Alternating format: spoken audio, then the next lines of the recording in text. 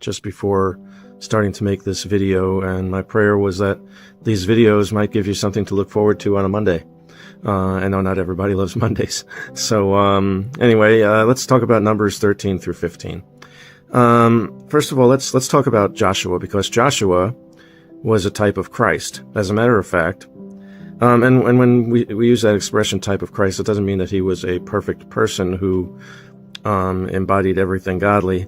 It just means that he shared some attributes or performed certain acts which aligned and compare in some ways to those of Jesus.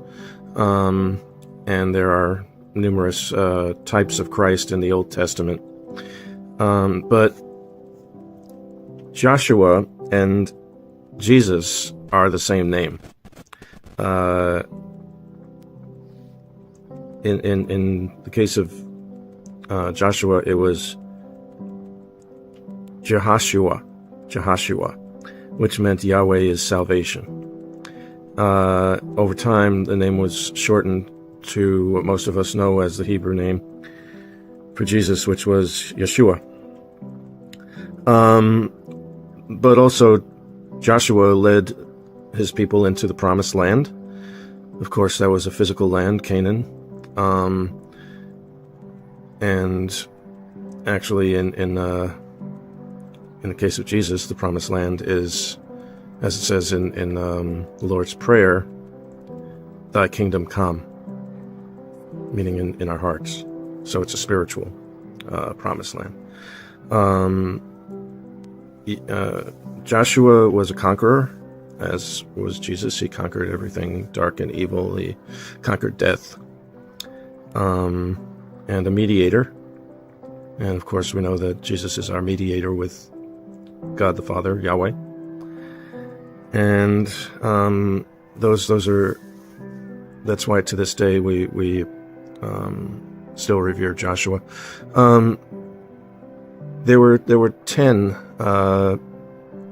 people that were sent in by Moses, or actually 12 representing each of the tribes, I believe was how it was.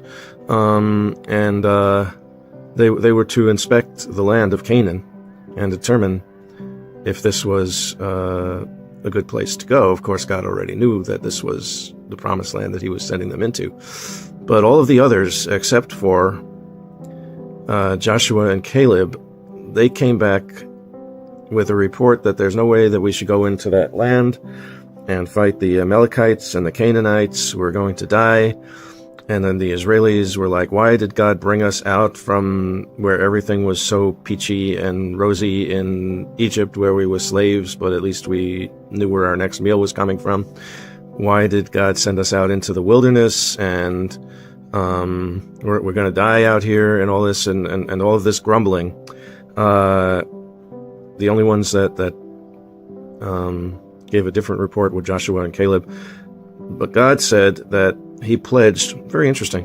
You know, it's kind of like making a pledge on the Bible when you swear an oath.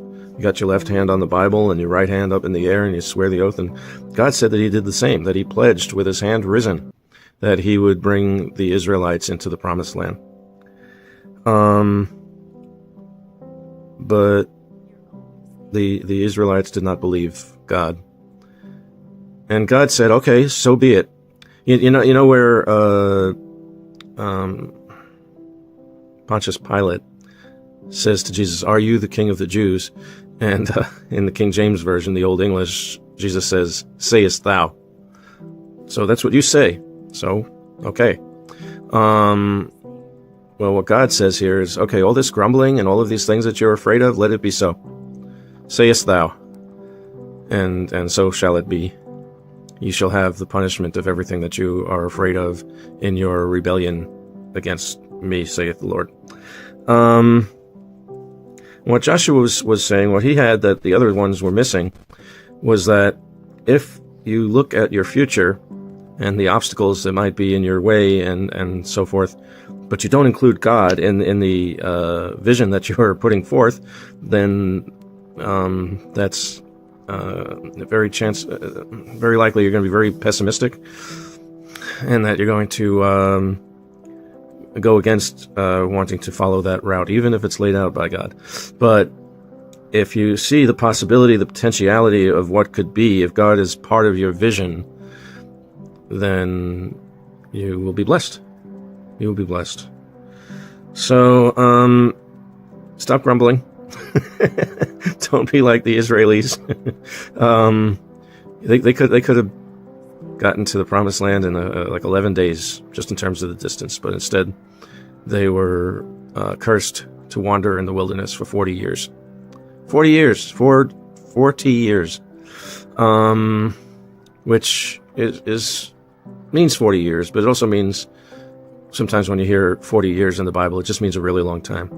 And they were going to suffer and they were going to die in the wilderness only because they said that that's what was going to happen. And God said, okay, let it be so. Meanwhile, Joshua is remembered as a type of Christ who brought his people into the promised land, conquered everything dark and the Amalekites and the Canaanites, and became a mediator between God and the Israelis, and gave people an idea of who they should look for in the Messiah.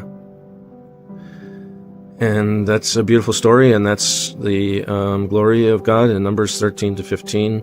So I hope you enjoyed that, and I will